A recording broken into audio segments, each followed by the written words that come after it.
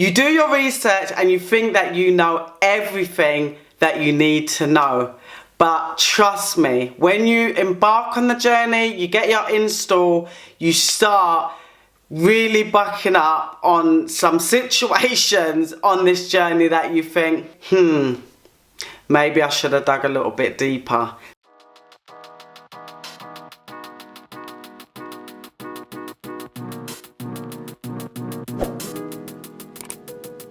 Thank you for tuning in. If you're new to my channel and it's the first time that you are seeing me, I'm Aysha Scott. Hit that subscribe button, hit that notification bell to keep in the loop with my weekly posts. If you're a dedicated subscriber, then welcome back to my channel. Thank you for supporting my channel. Thank you for liking, engaging in my content, sending me comments. I really enjoy it and I love speaking with you guys. So let's get into today's video. Right guys, so in today's video, I'm going to be giving you 7 things that I wish that I had researched a little bit deeper prior to getting my Sisterlocks installed. So there are other methods that you can look at if you want the aesthetics of Sisterlocks but you don't want to pay the money. And I really wish that I looked into these other methods a little bit more before jumping on a bandwagon and being a little bit hasty with getting Sisterlocks installed, because I've actually gone backwards and I've actually now have micro locks because my locks are 243 in count. And yeah, so supposedly they're not even Sisterlocks anymore. So I could have just started my journey with micro locks with a grid. The reason why I'm saying this, guys, is because for one, now I'm at the stage where I am maintaining my hair myself, so I could have easily installed them and saved myself a good £1,500, because that is how much I've spent in reties and getting my hair installed. But we're here now, so I'm just here to share this information with you to say, girls, ladies, do your research. Look at YouTubers who started with the 2-strand twist. Look at YouTubers who have the braid lock. Because guys, after a year and a half to the point where I'm in, they look beautiful. There's no telling that they're not Sisterlocks or they started their journey in any other way. You need to make sure that you have a plan B, a plan C, and a plan D. Even a plan E. Trust me, because these locticians are moving cray-cray. Yeah, they're not moving right.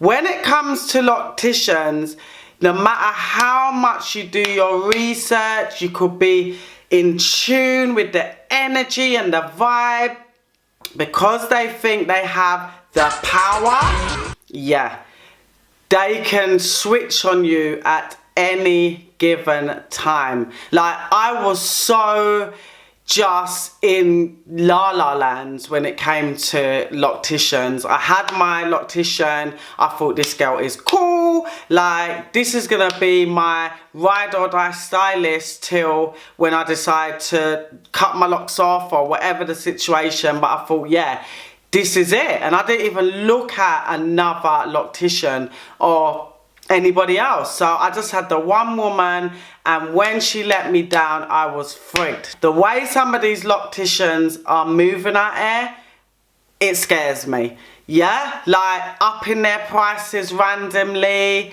just leaving clients in the lurch, mashing up clients' locks, installing the wrong lock size. Just so many different situations can occur with a loctician. So guys, you need to be equipped. I wish I knew I would have had moments where I just completely was not going to be feeling my hair, because there have been a few.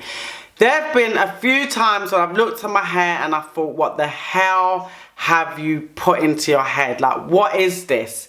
And I've been completely freaked out with my decision, and where it costs so much money, it's not a thing that you can just get up and shave off your head.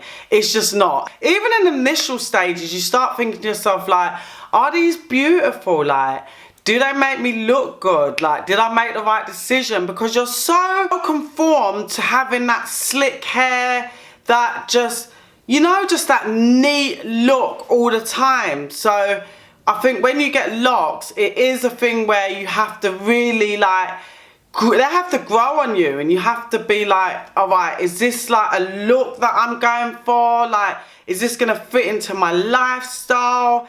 Is it the right decision? I've had a few bad hair days. I've gone through periods where my hair just looks really fluffy and unkept, and obviously when you're looking at locks you see it's all uniform, but you're not taking into consideration that they've been on their journey for about 7 years. So they've gone through all the stages of their hair looking all fluffy and their hair looking maybe not having as much body as they want. They've gone through the journey. And I think, yeah, there is obviously a very minimal hair care regime when it comes to Sisterlocks and any type of locks. There's a very minimal hair care regime, but it doesn't mean that your hair care regime is going to be eliminated forever, because now I'm 18 months in, I'm starting to implement little natural treatments. Like the other day I did my onion treatment, and I'm going to be doing maybe a rice water rinse to add in a little bit of protein,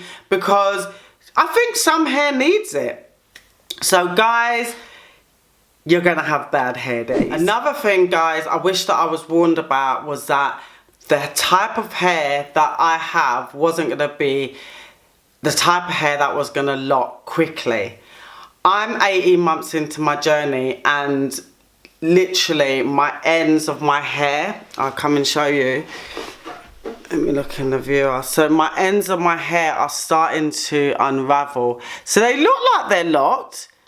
Like the lock, it's definitely getting there, and it's definitely at a different stage to what it was. But I'm noticing that my ends are unraveling. Guys, if anyone knows what this is, can you let me know? But then when I do this, like, let me just show you, because I'm like, is my hair coming undone? I could just sit here and just literally pull out my locks. Look, I'm taking it undone now. I'm showing you that my locks, I could just sit here and literally take it out. Do you see how far up that is and how quick that was? It's slipping out. So I'm like, I don't know what that is, guys. And it's all the ends of my hair. So the front of my hair has always had a really loose hair pattern, and it's always been quite straight. So even if you see like there, and my hair was natural when I got my hair installed. So I'm just showing you that it's quite straight, so it doesn't really have much of a curl in there. Because at the minute I'm just like, oh my god, when's it going to be locked? When's it going to be locked? When's it going to be locked? Like, because I don't want to get tempted to comb it out. I wish that my loctician had said, the type of hair that you have, don't expect your hair to lock till you're about 2 years in. The whole thing of my hair just not being locked, it does kind of worry me, because I'm like, I'm meant to have locks and it's just not locking. Like, when is it gonna lock? If you have any tips, guys, of helping the lock journey along the way, I know I've seen a few videos of people using sea salt and things like that, but if you do have any tips of speeding up the lock process, then do share them with me in the comments box below, because I really would be interested to find out how I can get this hair locking a lot sooner. I really do wish that I'd done a bit more research and I just discovered a little bit more about the brand prior to becoming involved in the brand and attaching my spirit and my energy to the whole Sisterlocks company, because I do feel like it's a one-sided company where they facilitate their locticians and anyone that wants to learn how to do reties, and if you're gonna pay for their services additionally to what you've already paid for in terms of getting your locks installed, then the brand is going to be supporting you on a much different level than if you're a client and you face problems with your Sisterlocks. There is very minimal information that you can obtain from their website. They have an out-of-date ad on Sisterlocks that Dr. Cornwell done probably around about 20 years ago. Like, come on guys, help us out here. Like, you've got thousands of women who have saved their hard-earned cash, some women who cannot even afford to have Sisterlocks but are on this journey and are committed to your company. The little that you can do to give back is give us a decent website and some decent customer service. It's not a lot to ask, honestly. That's just my opinion. Maybe your opinion's different. Maybe you did get the support or you are getting the support from them. Let me know. But in my experience and from my opinion, I just feel like the brand is pretty much stuck. They're set in their ways and they're not willing to evolve. And Sisterlocks is getting a lot more popular than it used to be 20 odd years ago. So the right thing will be to do is to keep developing the site, giving us the information that we need. So guys, I don't have a problem with lint, thank God. Like, I just don't have that type of hair that carries fluff and like little bits just cling onto your hair. Like, I've escaped that. But when it comes to build up, it just seems to not want to leave my hair alone. And I just thought build up was something that was going to be coming like 4 years into your journey, because obviously you see people talking about the build up, but I didn't think it was something that was going to be coming in my first year, in my first few months. Definitely not, especially when I'm not even using anything in my hair. Like, guys, I keep it so clean when it comes to my hair. Most days I'm just spritzing my hair with water, but then I'm noticing my hair is just full up with build-up. And I'm just like, it does ruin the journey a little bit. Thankfully, I just bought the Neutrogena residue clarifying shampoo, and guys, honestly, I don't know why I was putting it off. I think it was the price, because it's about £15. It's really expensive, but it's worth it. So if anything, you notice the slightest bit of build up, just tackle it straight away. Don't go through your journey with build up, because it can ruin it. And guys, do not dye your hair with the build-up, because I know some people say, I'll just put a black rinse on it, or I'll just dye it. No, that is dirt in your hair. You need to get rid of the build-up before you do anything such as dyeing to your hair, because the dye will take better on your hair anyway. And because it's build-up, it will eventually seep through the dye. So there's no point in sitting there, you're sitting next to your brethren and they can see all gunk in your hair. As the months went on, after I'd got my install and I paid my big money for my install, and then the months started going on, and every month I was paying that £70 to get my hair retied. I started to panic a little bit, guys. I started to think, do you know what? This is a bigger commitment than I actually had anticipated, because that money can go into other things, especially for me. Like, I'm a single mother, and spending £70 on clockwork every 4 to 6 weeks, that can definitely put a dent in your finances. Because I know everybody sits and says, oh, you save money and blah, blah, blah, blah, but it's not entirely true, because I feel like when you've got like your loose natural hair, you're buying products or whatever, but it's definitely not costing you at the amount of 70 to 150 some people pay for their reties a month. It's not costing you that. It definitely isn't.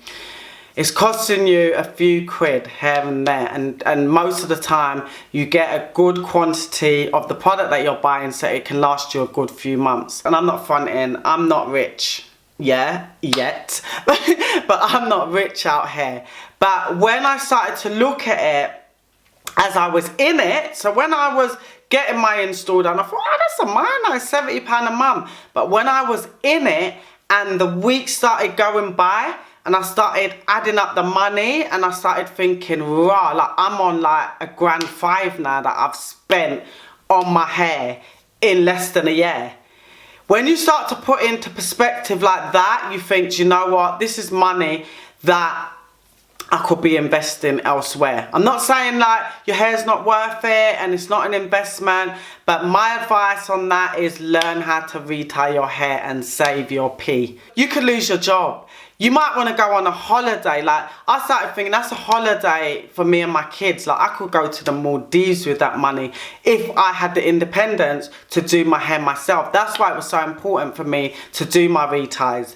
So that is just something that I would say, just really break down your finances and even do a spreadsheet and really look at it as a long-term payment plan, because that is what it is. If you're not up for retying your own hair, then you need to look into the cost of Sisterlocks as a payment plan. You really do. So that was it, guys. That was my updated 7 things that I wish that I knew prior to embarking on my Sisterlocks journey. Guys, it's been a journey and a half, and despite all the things that I've just said, I am still loving my Sisterlocks journey. I'm loving it and I wouldn't change it for the world. Right now, this is me. But guys, you do want to be prepared on this journey. You want to make sure that you're not stumbling on things along the way that kind of bring a bit of a panic into your journey. I hope you stayed with me to the end. If you did, then thank you so much, because it really does help my channel when you actually watch my content to the end. Give it a like if you found it entertaining, you found it helpful, and do leave me a comment and let me know how things are on your journey and if there's things that you wish that you knew prior to getting your Sisterlocks. Thank you for watching, and I'll see you soon.